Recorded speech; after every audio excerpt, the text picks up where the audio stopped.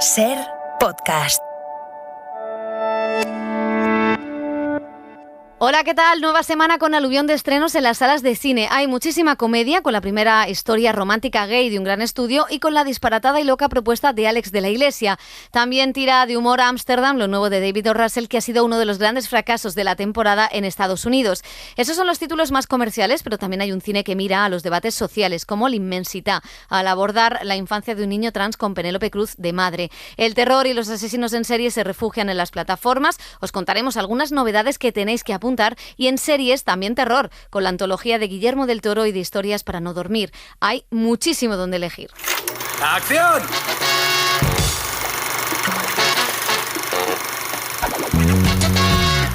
El cine en la Ser con Pepa Blanes.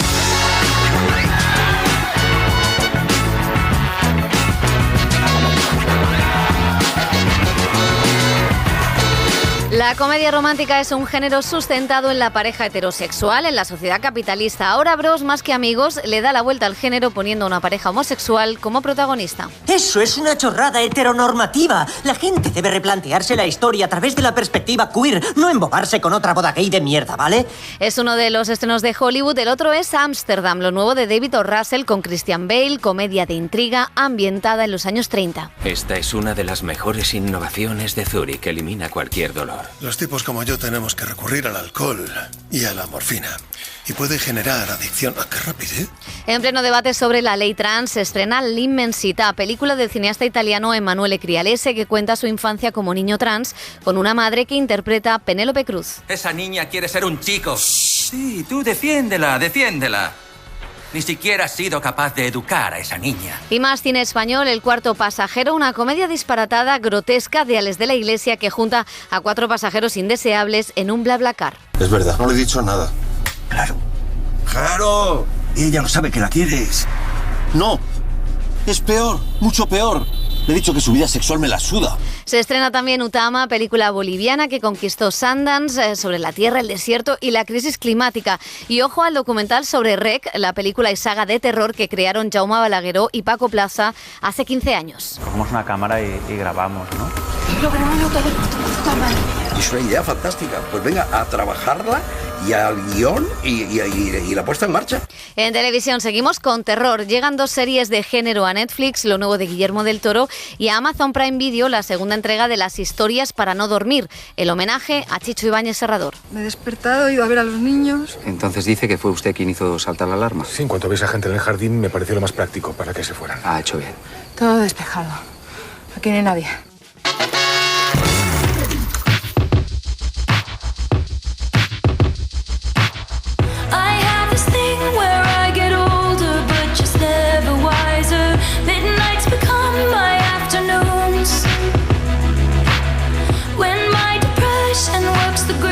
Shift all of the people I've ghosted stand there in the room. I should not be left to my own devices. They come with prices and vices. I end up in crisis. Is all this time I wake up screaming from dreaming. One day I'll watch as you're leaving, 'cause you got tired of my scheming. For the last time, it's me. Hi, I'm the problem, it's me. At tea time, everybody agrees. Hola, ¿qué tal? Bienvenidas, bienvenidos a El Cine en la Ser. Nueva semana con aluvión de estrenos, con mucha comedia, con algo de cine de autor, con propuestas amables, con crítica social. Hay también terror, que se acerca a Halloween. José Manuel Romero, ¿qué tal? ¿Preparado? Truco trato. Truco trato, creo que estamos preparados porque nos sangran los ojos de todo lo que hemos visto esta semana. Bueno, ese es nuestro terror. Sí. La cantidad de películas que hay que ver. Bueno, vamos a empezar con comedia, porque así somos. El terror lo dejamos para el final. Bros, más que amigos, es la primera película de una major, de un gran estudio, en la que tenemos a una pareja homosexual protagonista, una comedia romántica que repite los códigos de ese género y que está dirigida por Nicholas Stoller y protagonizada por Billy Eichner y Luke McFarlane. La historia de 2 hombres con problemas para comprometerse que intentan tener una relación. A ti te van los tontos. ¿Qué? Lo que oyes. Sé lo que te gusta. Te gustan esos bros grandotes, supercachas y tontos tocarte el culo. ¿Eso es lo que te gusta, Aaron? ¿Eh? ¿Quieres jugar con los chavalotes? ¿Sí? ¿Ah? Uy, mira, se están peleando. Sí, ¿Quieres pelearte con ellos? Yo también puedo ser duro. ¡Ostras! También sé ser duro como tus chica, ¿qué te vas? Bueno, Nicholas Stoller es director de comedias románticas como Eternamente Comprometidos con Emily Blunt y Jason Segel, también de Malditos Vecinos. Y lo cierto es que la comedia romántica pues muchas veces ha sido juzgada como algo conservador porque, bueno, pues trata de sustentar el matrimonio, la pareja para toda la vida, el matrimonio heterosexual. Yo creo que sí que cae en esos errores, Bros, pero es divertida. Sí, bueno, pero yo creo que no sé si caen los errores o lo hace deliberadamente, ¿no? Utilizar justamente los códigos y el sistema, el formato de la comedia más clásica, romántica, heterosexual, pero cambiando los protagonistas. De hecho, tiene mucho a comedias clásicas, comedias neoyorquinas, tontas, de chico busca chica en ese caso, en esta chico busca chico que no se quieren comprometer, que dan muchos rodeos y al final acaban juntos, ¿no? También tiene algo de, incluso lo citan en la película, de tienes un email, ¿no? De esa relación con la que empiezan a través... Sí, Meg Ryan sale bastantes veces. Sí, claro, mencionada. y bueno, tienes un email del siglo XXI, bueno, tienes un email, es del siglo XXI, pero me refiero de 2022, de Grindr o Tinder o lo que sea, ¿no? Que ya no la gente no utiliza para ligar el email. A ver, yo creo que funciona, que es entretenida, es verdad que no es nada del otro mundo, pero tiene gags o referencias a la cultura popular que están muy bien. Escuchamos a Mariah Carey, está Cher, está Barbara Streisand, todos los referentes. También hay muchos referentes de la televisión, del cine que han marcado, de la cultura pop, ¿no? A los que hacen referencia. Y yo creo que hay una idea inteligente que es presentarlo primero como un podcaster que tiene un programa de radio donde también da cabida a todo el contenido LGTBIQ+, y luego, pues bueno, dirige el primer museo de historia LGTB, ¿no? Entonces las riñas que se forman en ese museo y el paralelismo con recuperar y contar nuestra propia historia a través de un museo, pero también a través de la comedia romántica. Entran muchos de los melones que tiene la comunidad, o eso creo yo, que son, pues, por ejemplo, la imagen, la homofobia, la plumofobia, la homofobia interiorizada, los cánones de masculinidad de algunos chicos gays, los que no reúnen esos cánones, el consumo de drogas, orgías, o sea, tópicos, pero dándole la vuelta y desde la comedia, ¿no? Entonces, yo creo que está divertida. No sé si... A ver, yo no me atrevo a decir que todo el mundo vaya a verla. Yo sí, o sea, me parece entretenidísima como comedia, pero sabes que en Estados Unidos ha habido la polémica, la discusión, ¿no? De que ha tenido poca taquilla y el creador ha dicho que el público hetero no está preparado para ver todavía una comedia así. No sé si ese es el motivo o no. A mí me parece que la película funciona muy bien. Es el esquema de una comedia clásica con algunas referencias a clásicos. Tú citabas Tienes un email, pero también está Cuando Harry encontró a Sally. Sí. Hay un montón de referencias. Se juega mucho, se ríe de sí misma, se ríe de la propia comunidad pija gay. Y es verdad que es una comedia muy pija. Y yo decía lo del status quo porque, claro, cuando se aprobó el matrimonio homosexual en España, pues hubo una corriente muy crítica con que la propia institución del matrimonio era una institución patriarcal y daba igual que la abrieras a otros géneros o a otros sexos, o que fuera igualitario o que no lo fuera, porque la propia institución lo era, ¿no? Y me pasa un poco como con esta comedia, que al final está sustentando una serie de conceptos muy caducos o muy conservadores, pero sí me parece que tiene puntos muy interesantes. Por ejemplo, que haya sexo gay en primer plano en una comedia... calificación más alta que una comedia tradicional. Que haya sexo gay y, claro, ¿por qué tiene que tener esto una calificación más alta y no el sexo heterosexual? O sea, que la película desvela que sigue habiendo muchos prejuicios a la hora de ver una comedia homosexual y no una comedia de una pareja heterosexual. Me parece que es divertido, me parece que son debates interesantes, los de, bueno, pues una altitud, también está esta cosa de la alta cultura, baja cultura, cultura popular, que son los referentes LGTBI, por qué han sido, por qué son importantes, porque es importante además ser reivindicativo en todos los aspectos de tu vida, que me parece un personajazo el protagonista. Me parece que se ríe de los tópicos, pero sí que creo que al final sustenta las mismas cosas que un género que considero que es muy divertido y que es maravilloso y nos gusta verlo, pero es un género conservador y en muy pocas ocasiones la comedia romántica made in Hollywood ha roto las barreras. Salvo Aún Meg así, Ryan alguna vez, bueno, con algún orgasmo. Yo la recomiendo muchísimo, porque además es una película que introduce una cosa, y es niños en la película, con una familia heteronormativa que está presente en la película y que acepta todo lo que ve alrededor alrededor, con lo cual yo creo que es también una película familiar. El sexo, hay un momento en la película que me gusta mucho de, bueno, es que están viendo escenas de sexo estos niños, el sexo es parte de la vida, que vean el sexo. Pues eso decimos nosotros, el sexo y la libertad sexual es parte de la vida, así que vayan a ver esta película en familia, que es como se debe de ver. Bueno, vamos a seguir con Hollywood. Otro de los estrenos, decía José, que Bros había fracasado, este sí que ha fracasado. Exactamente, es Ámsterdam, un pequeño gran fracaso. Su director David O. Russell, hasta ahora niño mimado de Hollywood, ha conseguido nominaciones con sus películas anteriores, El lado bueno de las cosas, The Fighter o La gran estafa americana. Ámsterdam prometía también mucho, era una historia que mezcla realidad, ficción, en la que 3 amigos se ven envueltos en una de las tramas secretas de la historia de Estados Unidos. Christian Bale, Margot Robbie, John David Washington y una larga lista de secundarios. Un hombre blanco muerto en una caja. Ni siquiera es un ataúd. No tiene ni tapa. No es más que una caja de madera vieja. ¿Quién crees que va a meterse en un lío? Hazme un favor. Intenta ser optimista. Uno no llega hasta aquí sin que las cosas empezaran hace mucho tiempo. Pues sobre la película se ha dicho mucho, la taquilla, como decimos, en Estados Unidos ha sido bastante mala y encima en la prensa americana pues se han sucedido acusaciones de acoso laboral al director. Nosotros vamos al análisis de la película. Elio Castro, es un fracaso. ¿Qué tiene de interesante? Hola Pepa, hola José, pues me parece que Ámsterdam es una historia desaprovechada, porque en el último tercio de la película, después de hora y media de metraje, llegamos por fin al meollo del argumento que nos quiere contar David O. Russell, que son unos hechos que ocurrieron en los años 30 en los Estados Unidos, que nos conectan con la actualidad, es decir, con el trumpismo, con el auge de la extrema derecha norteamericana. Es una historia muy política, pero el problema es que para llegar a esa parte final, que es muy interesante, el espectador tiene que ver una película deslavazada, irregular, con falta de gracia. Es una especie de Jules y Jim, la película de François Truffaut, pero claro, sin su encanto.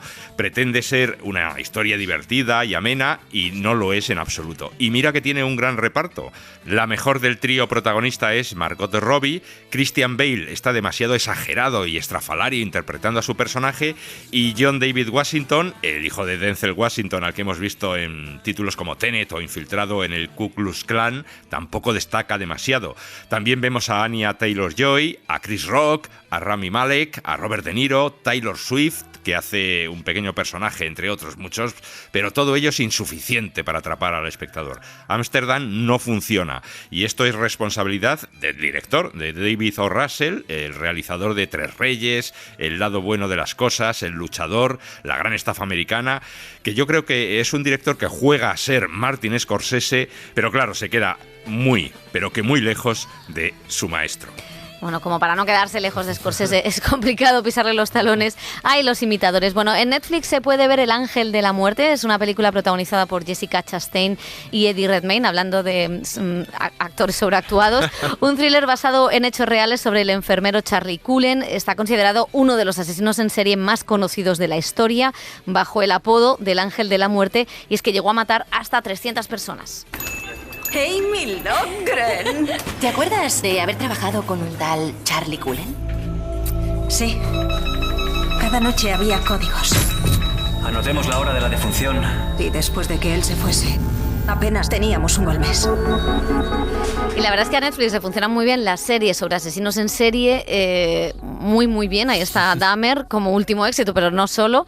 En esta película intenta hacer un poco lo mismo, con 2 estrellas con mucho renombre, con Oscar, y un temazo que es el de este señor, que además es una novela que tuvo muchísimo éxito, bueno, un ensayo que tuvo muchísimo éxito sobre el asesino, sobre las motivaciones, y yo creo que el problema es que es un telefilm hondo y lirondo que no tiene ninguna apuesta narrativa ni ninguna apuesta visual, y que cuenta esta historia de, bueno, casi es una historia de amor y desamor, al hilo de esta investigación policial sobre este asesino que mataba a las víctimas del hospital. Pero vamos, no tiene nada más allá del interés de la propia historia del propio asesino. Y eso que han elegido a un director muy interesante, que es Tobias Lindon, que es colaborador habitual de Thomas Vinterberg, la nueva ola danesa, ¿no? Pero no tiene nada, ningún tipo de... Y que ha trabajado en Mindhunter, pero no tiene por ese ejemplo, pozo. Lo que podía tener de Mindhunter, que es el análisis de por qué lo hace, que es lo más interesante en estos casos, más allá, sobre todo en casos donde tú ya conoces la historia. Es ver qué había en la mente del asesino, esta cosa tan manida, pero que en Mindhunter funciona muy bien. Y en otras series, o sea, a mí Dahmer no me gusta mucho, pero creo que Dahmer sí tiene esa intención de ver qué pasa con el personaje. Y aquí casi se centra más en la historia de ella, de ellos dos, que en cómo ella, pues hay cosas que son interesantes, como alguien sin seguro médico está vendido, tiene pequeños retazos que pueden ser interesantes, pero vamos, la película se queda para mi gusto, en la nada más absoluta. Pues a la siguiente. Así que vamos a la siguiente, que también está en plataformas, en Disney Plus. Hay terror con una de las películas del año en este género, o eso dicen los fans, es Barbarian, dirigida por Zach Kreger, y cuenta la experiencia de una joven que alquila una casa, pero cuando llega ya está ocupada. Y por si no tuviera suficiente, no por desocupa, ojo, y por si no tuviera suficiente, tiene la idea de quedarse allí a pasar una noche. Sí. Este es el 476 de Barbary, ¿verdad? Sí, he alquilado la casa. No, la reservé yo hace un mes. ¿Seguro que estás en el sitio correcto? Sí. ¿Y qué debería hacer ahora? ¿Por qué no pasas? Bueno, es la película que explica por qué no hay que reservar Airbnbs, porque después de verla probablemente vayan a un hotel con recepción. O te pueden cancelar días antes, es terrorífico. Vayan a un hotel con recepción y no a un Airbnb. Bueno, la recomendamos, fans del terror, ahí la tienen. Es una pena que el terror, que es una experiencia colectiva y se vive en cines, pues la vayan a disfrutar en sus casas, pero bueno, es uno de los estrenos del género de este año. Y ocurre muchas veces que el cine explica mejor los problemas sociales que tienen controversia en la sociedad. La ley trans ha sido un asunto de debate en estas últimas semanas, justo cuando llega a cines un retrato de una de esas realidades. El director Emanuele Criales, el de Terraferma, cuenta en la inmensidad con la que compitió en Venecia, su historia vital como niño trans y la relación que tuvo con su madre, a la que interpreta a Penélope Cruz. Habíamos quedado en que íbamos a contarnos todo. Quiero que hagan un milagro. ¿Quién? ¿Cuál es el milagro que esperas? Papá y tú me hicisteis mal. Yo no soy Adriana. Escucha, cielo, tampoco eres Adrián. ¿Lo ves? Yo vengo de otra galaxia.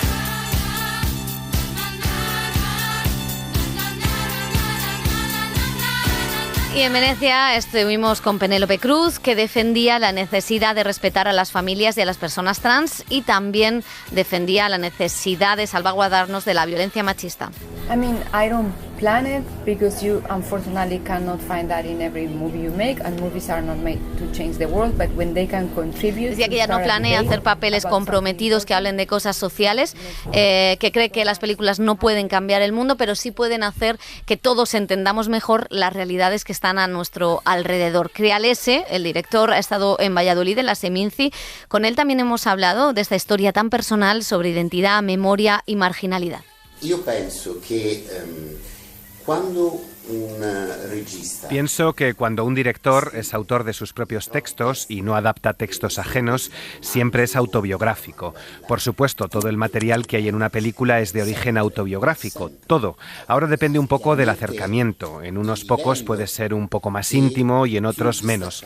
Las películas son siempre transfiguraciones. Cuando hay cosas muy íntimas, las transfigura, porque la misión del director es buscar lo universal desde lo personal. Lo que es universal e nel che è personale. La memoria è molto legata alla questione dell'identità. La memoria está muy ligada a la cuestión de la identidad. La identidad se construye en el tiempo a través de la memoria. Y es una cuestión dinámica. La identidad es dinámica. Lo que yo recuerdo hoy y cómo lo describo hoy es muy distinto de cómo lo hubiera contado hace 10 años o dentro de 10 años.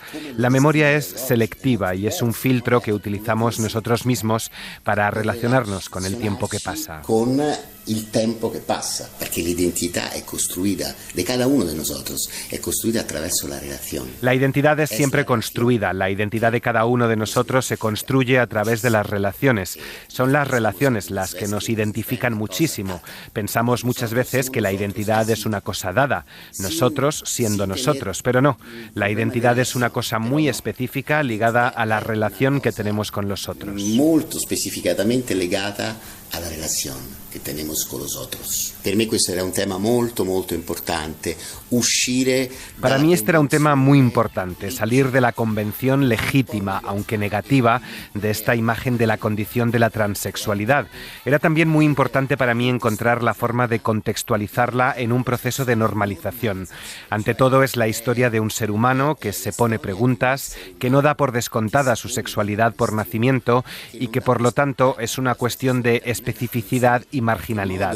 Di specificità e marginalità. In tutti i casi mi interessa sempre molto, come ho parlato della migrazione nei miei film precedenti. Como he hablado en mis anteriores películas, por ejemplo con la migración, me interesan las situaciones de marginalidad que para mí siempre están presentes. La marginalidad es una lucha ligada a la evolución, al sentido evolutivo del ser. El sentido evolutivo del ser, yo creo. Bueno, hablaba italiano, entendía perfectamente castellano y así respondía sobre la represión de la religión y también la llegada de la extrema derecha a su país. El catolicismo considera contra natura cosas que por nosotros no son contra natura.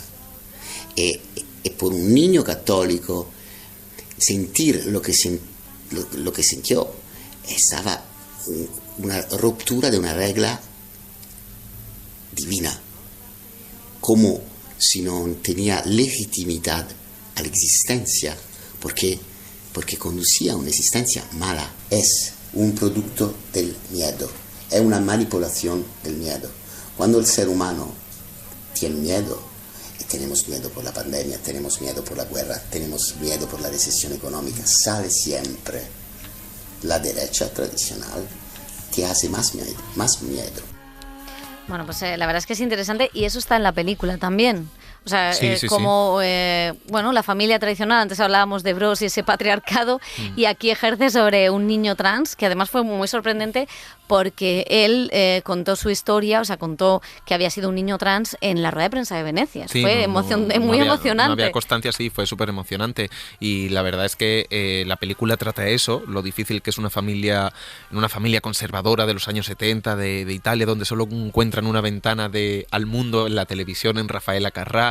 También en Cuando están solos, es la historia de una madre y sus hijos, ¿no? Cuando llega el padre, es esa gente que distorsiona un poco a la familia sin ser él consciente, porque cree que es el que tiene que sustentar a esa familia. Está muy bien Penélope Cruz, a mí me gusta mucho, y me gusta que lo trate desde una forma luminosa, como decía el director, desde las preguntas, ¿no? Desde la pregunta de un niño trans que se dice ¿por qué soy así? ¿Por qué yo no me siento así? ¿Por qué no puedo llamarme de esta manera? Vengo de otra galaxia, ¿no? Lo junta con las estrellas y algunas imágenes como empieza la película que son muy bonitas, y le da luz y le da belleza a un tema delicado, igual que Penélope Cruz es una mujer que por salirse de una norma de mujer católica de la época también la tratan de loca, ¿no? Es la típica loca y sufre la violencia. Entonces la película yo creo que funciona, es una película amable y sencilla, no me parece tampoco de mucha complejidad en lo que trata, pero que se ve bien.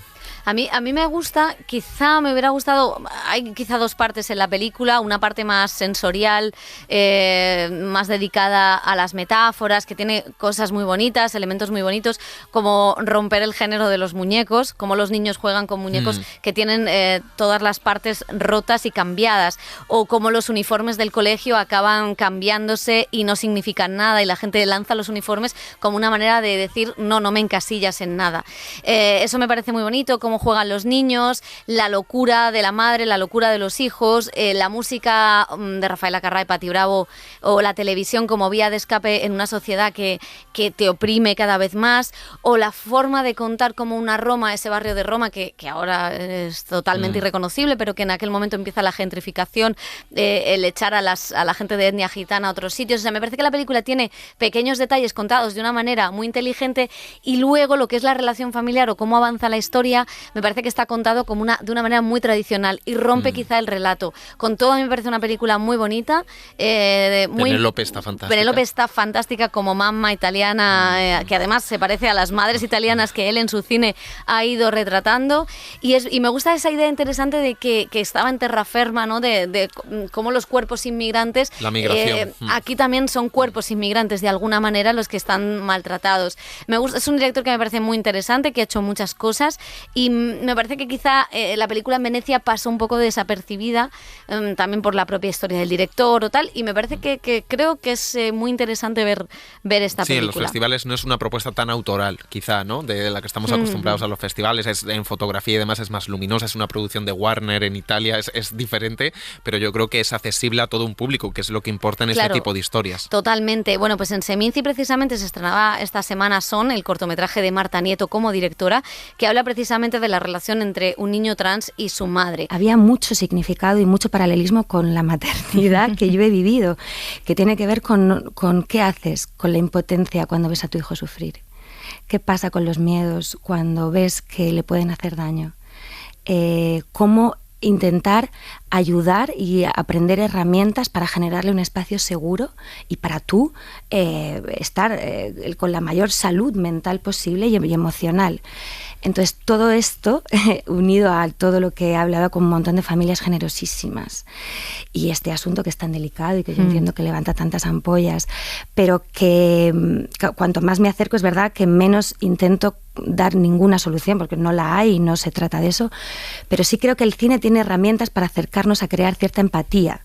Y con dos certezas me muevo. Una es la libertad de exploración de género es un derecho, en la infancia y en el mundo adulto, y la voluntad de crear amor propio, que creo que es algo que todas las madres queremos hacer con los hijos. Por cierto, la actriz es además protagonista de otro de los estrenos de la semana, Edén. Es la ópera prima de la directora Estefanía Cortés. En ella 4 desconocidos acuden a una empresa clandestina para suicidarse. Una joven rota por la culpa, un anciano que no quiere hacer sufrir a los suyos, una mujer con trastorno de la personalidad y un hombre misterioso. Con Marta Nieto están Charlotte Vega, Israel Elejalde y Ramón Barea.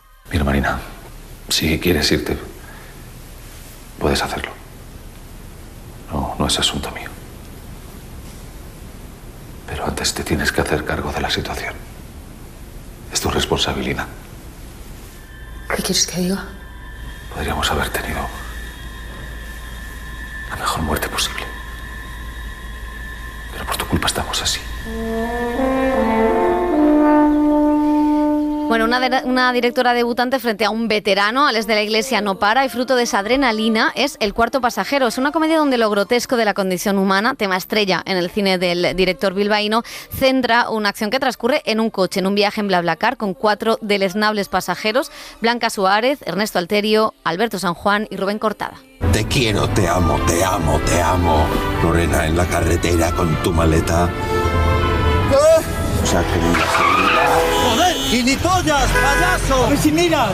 Cuando te vi con la maleta a rayas, esperándome. Vamos a ver, o sea, yo te quiero, eso es así. Bueno, pues con Alex de la Iglesia hemos hablado de esta comedia loca, de los atascos en el que estamos todos, de si lo va a cancelar la DGT y de cómo fue su experiencia en coche compartido. Spoiler, no le reconocieron y lo confundieron.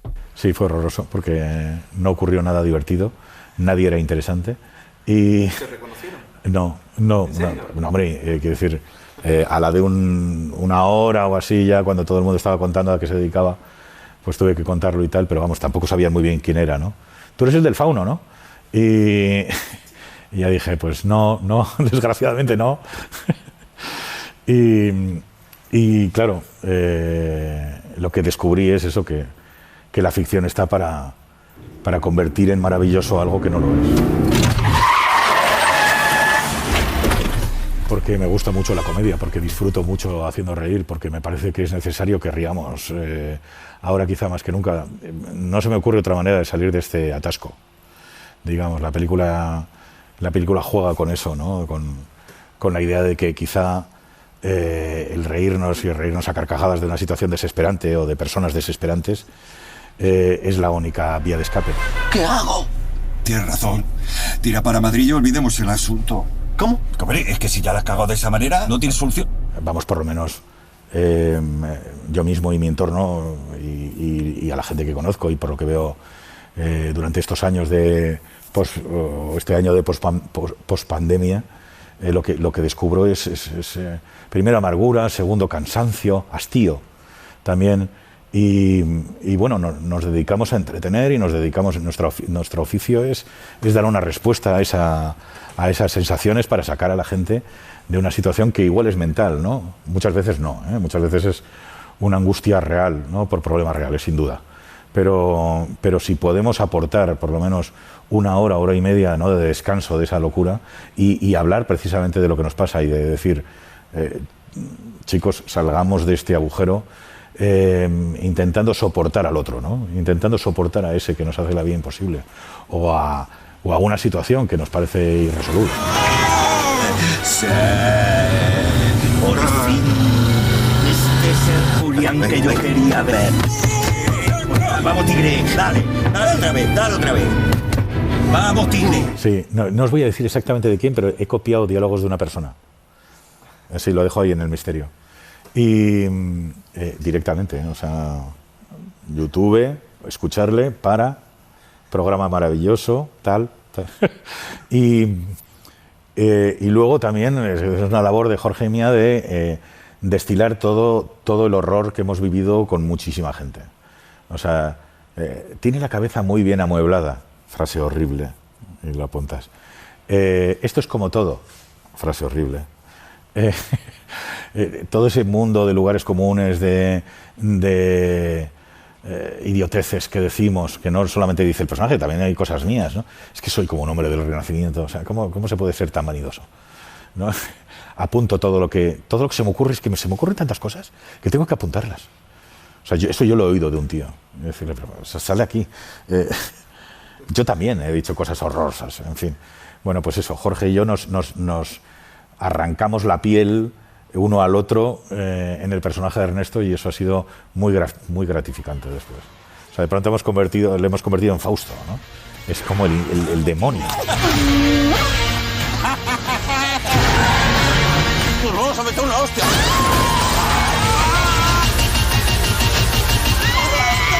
¡Ahora! ¡Te parece suficientemente espontáneo! Que me lo dijeron. ¿Sí? Me dijeron, ten cuidado porque no vamos a poder sacar la película porque hay un personaje que no se pone el cinturón de seguridad.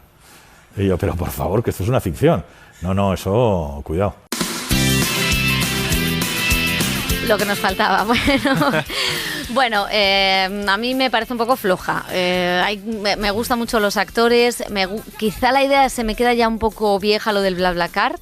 No lo sé, o sea... A mí se me queda, más viejo la comedia romántica, en este caso, de Alex de la Iglesia. Me lo creo menos. Me gusta más la locura de él, lo salvaje, lo disparatado, lo grotesco que decías tú, más que esa historia de vehicular, ¿no? Nunca mejor dicho, la trama central de la película, que esa comedia romántica. Un día hablaremos, que esto tiene para otro debate, que dos comedias de este año han emparejado a Alberto San Juan y a Blanca Suárez con una diferencia de edad que podría ser cuestionable, pero bueno, no le vamos a sacar demasiada punta y es verdad que a mí no me acaba de funcionar. Hay momentos que sí y hay momentos en que me río mucho por las situaciones y por los actores, que están muy bien y tiene un final apoteósico a lo grande como es Alex de la Iglesia. Yo creo que va a funcionar bastante bien. Esperemos. En taquilla, que es una película que la gente también la necesita por el estado de ánimo, que es liberadora, que es tontorrón en algún sentido y que te ríes, te puedes reír, pues puedes seguir a los personajes. En algún momento da demasiadas vueltas como en la carretera, pero tiene elementos que pueden funcionar, ¿eh?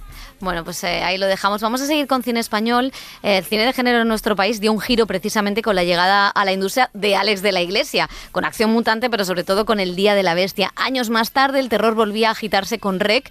Es una película que se convertiría en saga y que levantaron Paco Plaza y Jaume Balagueró. Con el motivo de su 15 cumpleaños, se estrena en cines un documental, Rec, Terror sin pausa, que ahonda en las claves de su éxito. Muy buenas noches, les habla Ángela Vidal. Al principio no había la idea de hacer una película. Tenían un proyecto bastante raro.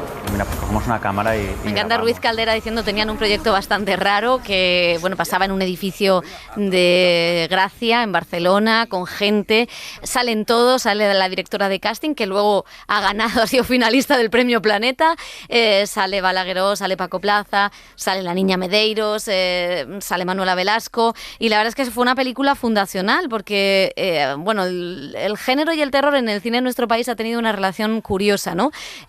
siempre ha habido pioneros, La Torre de los Siete Jorobados de Edgar Neville, Jess Franco con otro tipo de terror, Chicho Ibáñez Serrador, que luego hablaremos de él en televisión.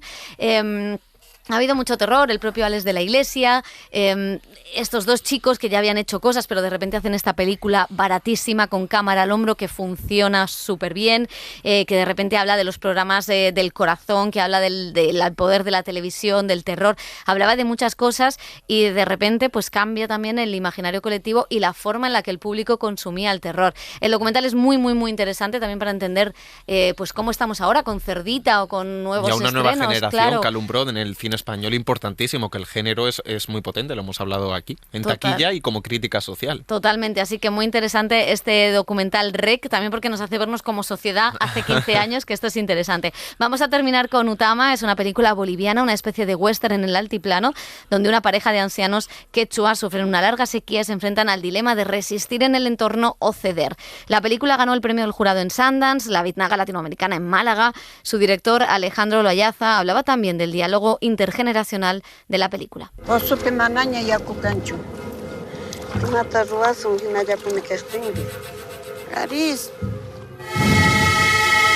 Y creo que una de las preocupaciones es justamente este distanciamiento que hemos comenzado a tener entre generaciones. No sé a qué adjudicarlo, tal vez al individualismo, al modo de vida que tenemos hoy, que cada vez es más acelerado y uno cada vez es más egoísta. Uno está tardando también, los jóvenes están tardando más en hacer familia, entonces comienzan a entender la familia desde otro lugar, comienzan a cuestionarse por qué se han alejado tanto del padre, de la madre, de los abuelos.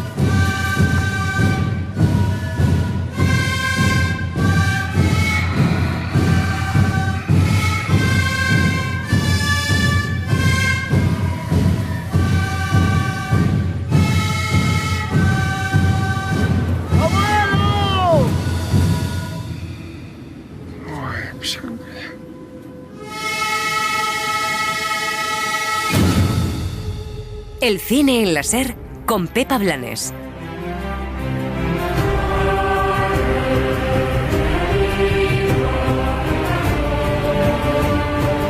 Las series. Esto suena un poco casi, te iba a decir, a la década pasada, casi. Dani Garrán, ¿qué tal? Muy bien, pero es que como ves, Juego de Tronos nunca se va del todo. Nunca se va del todo y yo que me alegro. Bueno, sí que ha terminado de emitirse la primera temporada de La Casa del Dragón. Nosotros tenemos que comentar esta precuela de Juego de Tronos porque durante los 10 capítulos, pues la verdad es que nos ha tenido en vilo con este árbol genealógico, los años que han pasado, lo que sí, lo que no. Yo reconozco que me he tenido que hacer un croquis, con todos los hijos. Es que todos se llaman igual. Madre Parecen mía, borbones, leche. Es verdad, es dificilísimo. ¿Quién es Froilán? Después de una primera temporada en la que se han colocado ya las piezas del ajedrez de esta nueva saga de Poniente, hemos llegado a un final que promete mucha sangre. El final del reinado del rey Viserys ha supuesto una serie de traiciones palaciegas y desenlaces sangrientos en los que no han faltado dragones surcando el cielo y desencadenando grandes giros de guión. El reinado de Rhaenyra Targaryen se pone en entredicho y la guerra es inminente. ¿La amenaza de guerra te excita? No puedes jurar lealtad a los Hightower, han usurpado tu derecho. Si pudieras tomar el trono de hierro sin clavar la cabeza de Seroto en una pica, ¿lo harías? ¿No estás furiosa? ¿Debería declarar la guerra por eso? No, porque es tu deber sofocar la rebelión. Mi juramento va más allá de ambiciones personales. Es difícil hablar sin hacer spoiler de lo que pasa en este capítulo, pero yo creo que la gente ha tenido tiempo suficiente para verlo. No, yo no. Ay, no. O sea, cuidadito, José. Me he reservado porque soy el representante de los oyentes que no van al día. A mí me quedan algunos capítulos. El defensor del oyente. No voy a opinar, pero voy a estar atento para ser el defensor. Puedes decir lo que esperas del final y luego nosotros te... No, comentad y yo paro. Me ha encantado. A mí me ha gustado mucho, me gusta mucho la serie, me gusta mucho la temporada. Es verdad que le he hecho en falta que algunos personajes de repente cambian completamente y no está explicado todo el tránsito. Creo que abarcan muchas cosas en solo una temporada o muchas líneas temporales en solo una temporada y será un reto. Me gustan los actores, creo que tienen carisma, me gusta que sean intrigas palaciegas. Me gusta que se note que haya pasado un Me Too por en medio, que se centre en cómo gobiernan las mujeres y que además siga teniendo las referencias a la política actual que a mí tanto me gustaban de Juego de Tronos y que tanto me gustan en esta. Estamos en una guerra, la guerra de Ucrania, con posiciones muy enconadas y el capítulo final es un capítulo sobre cómo gobernar, sobre la guerra, sobre qué pasa cuando un país entra en guerra, qué tiene que hacer un gobernante, qué es lo fácil, qué no es lo fácil. Pero lo que más me gusta es que hay dos mujeres que podrían ser... Yo recuerdo un debate de María Teresa Fernández de la Vega, años A, y Ana Pastor, en el que las mujeres socialistas del PSOE les decían a las del PP, únanse en la lucha por las mujeres, y es un poco lo que hacen estas dos mujeres. Son dos maneras de gobernar, dos maneras de entender la castidad, la libertad de las mujeres, la libertad sexual, el embarazo, todo. Entonces son como dos choques del feminismo en el que, bueno, pues cada uno se tendrá que posicionar con una o con otra, ¿no? Y me gusta mucho, o sea, me parece que tiene una mirada, no sé, me parece entretenida. Este capítulo final me parece tremendo y los dragones son muy grandes. Solo puedo decir eso. Bueno, bastante bien, Pepa. Bien, ¿no? No ha habido spoilers. Sí, bueno, ya sé por dónde van los tiros, pero no mucho spoiler. A mí también me ha gustado mucho. Creo que no solo consigue estar a la altura de Juego de Tronos, sino que además supera con creces algunas de las últimas temporadas que algunos no nos gustaron mucho, creo que fueron bastante fallidas. Es verdad que a mí me costó entrar, o sea, me parece que es una serie muy contemplativa, que se toma su tiempo al presentar a los personajes y todas esas elipsis temporales que hace, ahí le puedo ver un poco los flecos, porque es verdad que cambian muchísimo, cambian de actores, nace muchísima gente, muere muchísima gente y eso te lo tiene que explicar a través de los diálogos y a veces te pierdes un poco y se hace un poco difícil de seguir, pero creo que es una serie, como tú dices, que toca muchísimos temas, muy actual y con esas dos pedazos de mujeres y de actrices. Por favor, en la última escena, yo no voy a decir lo que pasa, pero esa última escena con ese gesto de la protagonista me parece brutal. Sí, bueno, y HBO Español ha funcionado muy bien, ¿eh? Es de sus estrenos más vistos, incluso que la octava de Juego de Tronos, que algunos capítulos, o sea que aquí en España somos bastante Dracarys. Somos muy Dracarys. Muy Dracarys. Bueno, y al final es que... Somos muy de fuego. Con el nivel de presupuesto y producción que tenía, yo creo que ha competido mucho con El Señor de los Anillos, es un poco las dos grandes series de la temporada y se ve muchísimo lo cuidado que está y todo el recorrido que tiene, que va para adelante. Al menos la conversación social la ha ganado La Casa del Dragón. Sí, porque de los hobbits no hablamos tanto. Los pelosos. De los pelosos. Solo habla José. Vamos con los estrenos de la semana, los que ya siguen. Seguimos con violencia y peleas por ocupar un trono, pero esta vez es el trono del control de la droga en el Madrid de los 90. Miami me lo confirmó. Gente de sol. La canción la ha puesto para José.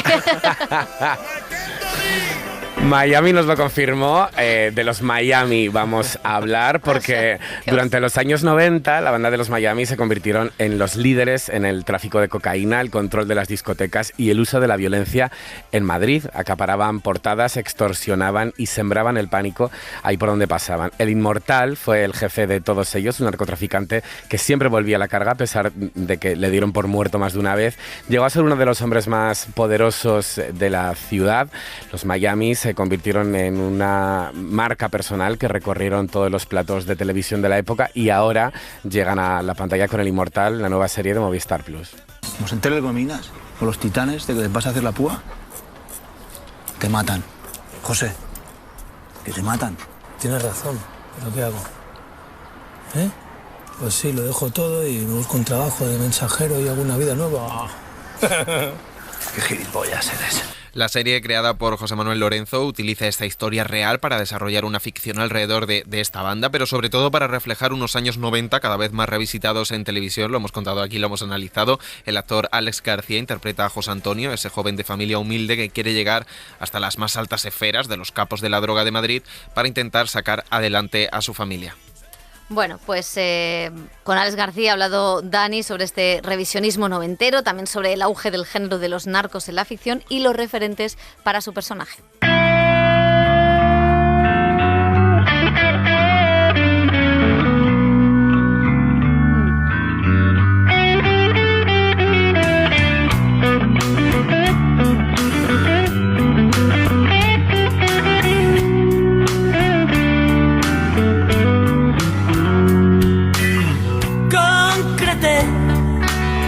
La fecha de mi muerte con Satán. Le O sea, para mí es muy importante, como para cualquier actor, supongo, no juzgarlo, entenderlo. Entender es clave. Bueno, para todo en la vida, desde mi punto de vista, pero para levantar un personaje como José Antonio, tienes que entender cuál es su grieta, cuál es su dolor, de por qué decide relacionarse así con el mundo. Y yo lo puse en un tema familiar y en una personalidad en la que le importa una mierda lo que piense la gente de él y nunca duda. Son dos claves que eran importantísimas para José Antonio. Mira, caballero, voy a hablar con Fausto y te voy a poner a 2 hombres 24 horas siguiéndote para cuidarte, así que relájate. Que no. Que yo paso, que no cuentes más conmigo, ya está. ¿Cómo? Pues que me gusta la fiesta y la farla como el que más. Pero me gusta más mi culo. Ya te buscas a otro que te pase contactos. Es que el problema es que eso no lo eliges tú, ¿sabes, no? ¿Y qué vas a hacer? ¿Romperme el otro ojo? Pues a lo mejor te rompo el tercero, que seguro que te gusta más. Al final, pues tenemos el trabajo que tenemos. Desde los tiempos de Shakespeare ya escribían barbaridades, tragedias inmensas que reflejaban la sociedad de la época. Es anular la ficción. Todos los personajes más ricos de la historia suelen ser malos, suelen tomar lo que yo llamo malas decisiones en su vida. Entonces confío mucho en el espectador. El espectador ha visto cosas muchísimo peores. La serie más vista en la historia de este planeta es muchísimo más salvaje y dura que la nuestra, desgraciadamente, es lo que el espectador está pidiendo.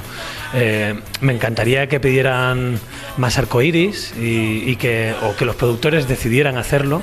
De hecho, yo como productor es lo que intento hacer, pero bueno, como actor tengo la oportunidad de cambiar dentro de mis posibilidades, porque no soy el creador de esa historia. Al final estás al servicio de contar una historia. 60-40, si pagas mi deuda con el Gomina. Muy bien. ¿Cuánta falopa quieres? A mí me la deja 5 millones el kilo y tú te sacas 500.000 por paquete. Más si la quieres cortar, o tu jefe. No, yo mierda no voy a dar. Nada. Cuando preparamos la serie, con cada uno fue creciendo el personaje. Con María Arbas decidimos ver El año más violento y basarnos en la relación de ellos dos para trasladarla a esta ficción. Y a David Ulloa le pareció muy bien y eso fue lo que trabajamos. Y en una entrevista de El año más violento decían que hablaban también de un Nueva York que no sé si eran los 90, no recuerdo, pero era otra época. Decían que el Nueva York de aquella época les había ayudado a entender el Nueva York de ahora. Y yo creo que esto es igual. El Madrid de los 90 que vemos en esta serie nos puede esclarecer mucho sobre el Madrid que estamos viendo ahora, deportivamente, políticamente, socialmente y moralmente, como decías antes, ¿no? En el que lo moral se convierte en un tema de señalamiento constante, ¿no? Y de búsqueda de que alguien tenga un tropiezo, que no es más que un tropiezo, y que de un tropiezo uno solo puede crecer para ver una especie de avasallamiento, ¿no? Y el propio que avasalla al próximo día será apedreado también. Entonces, esa libertad que había en los 90 es una pena, o esa sensación de libertad que ahora se haya ido poco a poco perdiendo por el miedo a ser juzgado y apedreado constantemente. Se vive bien en Madrid, ¿no?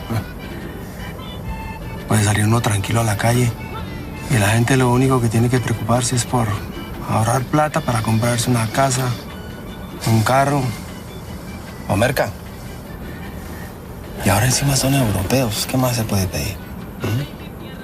Solo que siga siendo así, ¿no? Y que a 4 gángsters malparidos no les dé por joderlo todo. Y volver Madrid como una carnicería, como Medellín. No te preocupes que no va a ser así. Con una vez me basta y los titanes se van a tomar por culo ya. Sí, toda oscuridad tiene luz. Y toda luz tiene oscuridad. O sea, el gran regalo que te hace este oficio es entender que todos tenemos claroscuros. Y la parte bonita de José Antonio, por llamarlo de alguna manera, sale con cómo se relaciona él con la gente a la que quiere. Yo sentía que era importante pues aportarle yo cierta ternura y ciertas decisiones a la hora de relacionarme con la familia, a la hora de ser ese padre que no tuvo, con su hermana, ¿no? Con el personaje de Catalina, tener una relación así de cuidado, sin pasarse, y sentir la frustración que puede sentir un padre, y para mi gusto es lo que diferencia al Inmortal de otras series, ¿no? Que ya no solamente que se meta en la familia, sino que cuando lo rodábamos no queríamos que pareciera real, sino que nos preguntábamos qué sentíamos en cada momento, y eso era lo que al final acabábamos contando. Madrid es, como dicen los taurinos, una plaza complicada. Yo voy para la terreta, coloco la blanca, y los toreros de Escalafón no van a permitir que les coman el terreno tan fácilmente. Pero tienen que tener cuidado de que el toro no se los lleve por delante. Espero que tengas claro cómo vas a mover tanta mercancía. Si se acercan a dos calles de la discoteca, los gitanos les van a sacar el corazón. Ese es mi problema. No estamos hablando de buenos y malos, estamos hablando de personas que toman decisiones. Entonces esa persona se va a comer unos churros, trasnocha, todo eso que van sintiendo todos los personajes alrededor de José Antonio y el propio José Antonio hace que alguien probablemente en México lo vea y diga, ay, me recuerda a no sé quién, o esto tiene que ver con esto otro. Siento que al permitirnos trabajar tan libremente han logrado hacer un producto que trascienda, que vaya más allá del enunciado que le puedan dar a la serie y se queda en las emociones que uno siente cuando ve esta serie. Por eso, aunque fue una sorpresa, no me extrañó que en Cannes funcionara tan bien, porque era todo público francés y absolutamente desconocido el que vio el primer pase del Inmortal, y la acogida fue impresionante. Nos hablaban luego como si fuéramos la quinta esencia de la ficción. En serio, estaban absolutamente felices todo el público que fue allí. Y saqué esta reflexión, digo, claro, es que al final estás hablando de seres humanos, y todos somos humanos. O sea, Hitler tenía que ir al cuarto de baño, y Putin también, y comer croquetas, o a lo mejor no le gustaba el pescado, se le enganchaba la espina, y eso a la gente le encanta verlo, y aquí contamos algo de eso.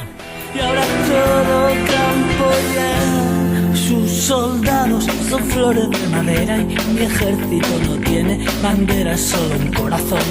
Bueno, los Miami sí o no. A mí las series sobre narcotráfico es que al final tienen todos la misma estructura, pero me gusta el Madrid que me saca en la serie.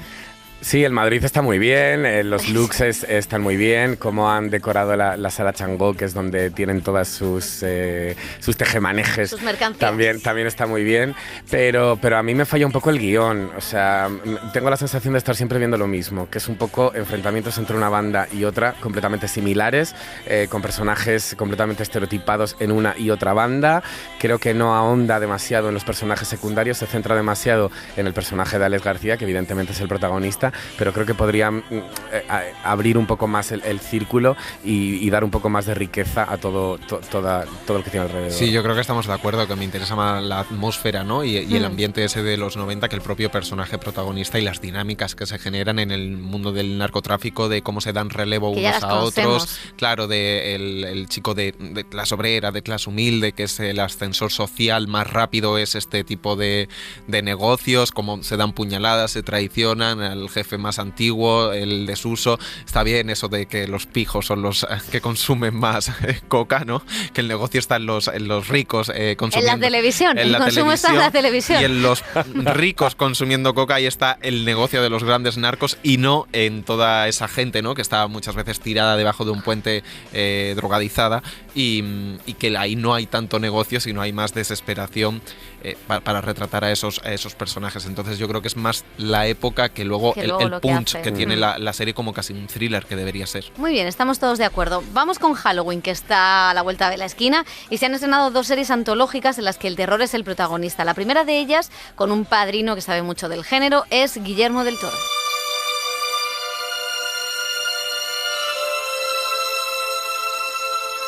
El Gabinete de Curiosidades de Guillermo del Toro es este formato en el que el director mexicano selecciona y presenta en Netflix un total de 8 historias autoconclusivas en las que se mezclan géneros, elementos del terror clásico y propuestas originales. Los directores de cada una de estas historias han sido elegidos por el propio del Toro, como Vincenzo Natali, el creador de Cube, o Guillermo Navarro, ganador del Oscar por la fotografía del Laberinto del Fauno. Él firma el primer capítulo, El Trastero, en el que recurre a la iconografía demoníaca para invocar al maligno. Una mesa de espiritismo. Finísima. Del 19, Austria. La madera es de tuya del Canadá y sándalo. Tratada de forma muy singular y diseñada para facilitar la invocación de un ente. ¿Ve el tinte rojizo del barniz? ¿Sabe de qué procede? Nosotros también le tenemos que decir a Del Toro que también tuvimos nuestro propio maestro del terror y fue Chicho Ibáñez Serrador, que ya en la década de los 60 presentó su serie de historias de miedo inspiradas en cuentos clásicos. El creador se convirtió en un icono de los sustos y el terror psicológico con sus historias para no dormir, y Amazon Prime Video, ya saben, estrena ahora la segunda temporada del remake de esta antología. Diferentes directores se ponen detrás de las cámaras para versionar algunas de las historias más icónicas de Ibáñez Serrador. Jaume Balagueró, Nacho Vigalondo, Alice Waddington y Salvador Calvo son los elegidos para esta segunda entrega. Este último firma una fábula distópica en la que solo las personas sin recursos envejecen y mueren, con Javier Gutiérrez y Petra Martínez. ¿No tuvisteis hijos? No pude. Trabajábamos los dos. Nos convencieron que trabajar hasta los 80 años era la única forma de mantener las pensiones. Y luego se acabaron. Menuda estafa. Pero esto no es una serie de terror, esto es el Congreso de los Diputados, por esto favor. No es una distopía. Petra, Patrimonio Nacional. Sí. Maravillosa Petra, por favor, en este capítulo. Bueno, muy bien, no hay que subir, no hay que trabajar tanto. En fin, me gustaría empezar por Guillermo del Toro, que a mí me ha gustado mucho. Sigue un poco esa estela de Hitchcock Presenta, de Chicho, de él, de otros directores, en esta cosa casi gótica a veces, con esa presentación. La elección de los directores me parece acertadísima, y también dos mujeres, Jennifer Kent, la de Babadook, y Ana Lili Amarpour, que me gusta muchísimo el capítulo, no tiene nada que ver con el resto, pero bueno, hacen una fábula sobre el cuerpo y la belleza femenino y los terrores de las propias mujeres. Me gusta que creo que las dos historias es una reivindicación de un terror clásico. Estamos viviendo un auge del terror que quizá va por otros derroteros, y lo que hacen es, no sé, salvaguardar o defender un terror lleno de referencias a los maestros, a los clásicos. Stephen King ha recomendado la de Guillermo del Toro. Y a mí la verdad es que me gusta, yo que soy una miedica empedernida, me gusta lo que propone esta cosa de centrarse en los personajes, pero también los temas de Guillermo del Toro como el racismo o la inmigración. La inmigración mexicana. Yo creo que es inteligente el formato que han elegido, ¿no? Que él presente en esa caja enorme de secretos que tienen sus historias, que lo haga con un primer capítulo que es una puerta de entrada, yo creo muy light al terror, a la fantasía que a él le gusta, pero donde mete ya una declaración de intenciones, que es el racismo, pues a las inmigrantes mexicanos, también pues la situación política, el renacer de la extrema derecha, de los nazis, las conjuros, y esto con elementos bastante sencillos. El primer capítulo de su amigo y director de fotografía es bastante sencillo para luego ir entrando. Y también es curioso el formato que ha elegido Netflix, que está ahí en el debate a ver qué hace ahora, aparte de los suscriptores, día a día. Que estrena día a día, ¿no? Como si dosificara a los fans de Guillermo del Toro y del terror 2 capítulos al día. Son 2 mini películas, 2 episodios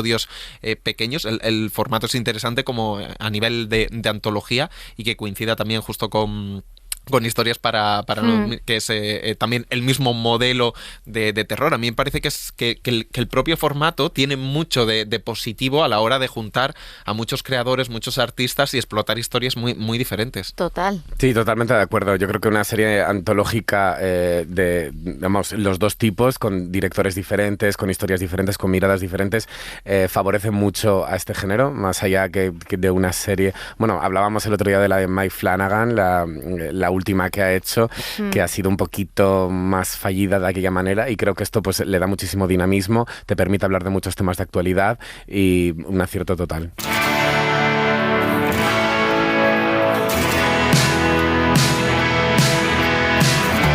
La verdad que sí. Bueno, pues todas estas recomendaciones lo vamos a dejar aquí, chicos. Volvemos la semana que viene. Adiós. Hasta luego.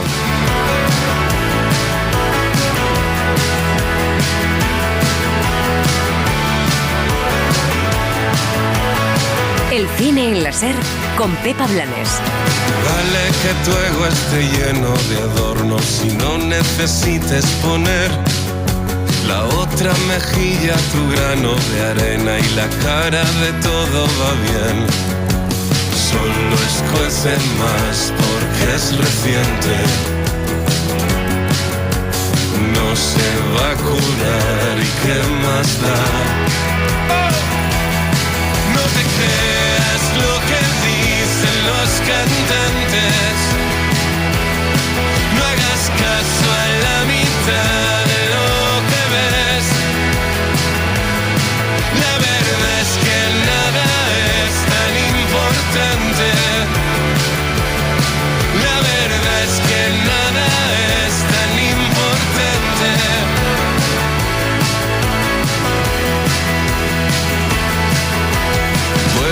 estallen las bombas en casa y tus padres no firmen la paz.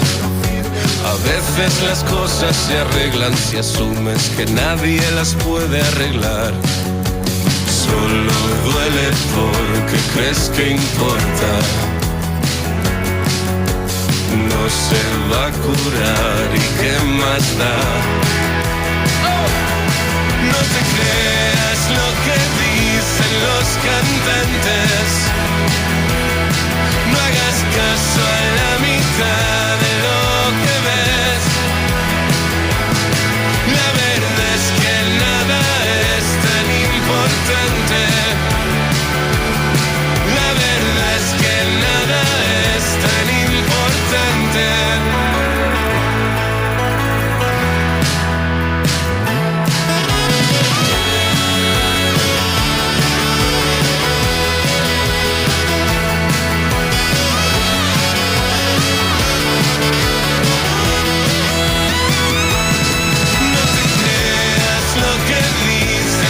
Cantantes, no hagas caso a la mitad de lo que ves. La verdad es que nada es tan importante. La verdad es que nada es tan importante. La verdad es que nada es tan importante. Suscríbete al Cine en la SER. Escúchanos en directo en la SER los sábados a las 7:30 de la mañana y los domingos a las 3 de la madrugada. Cadena SER. La radio.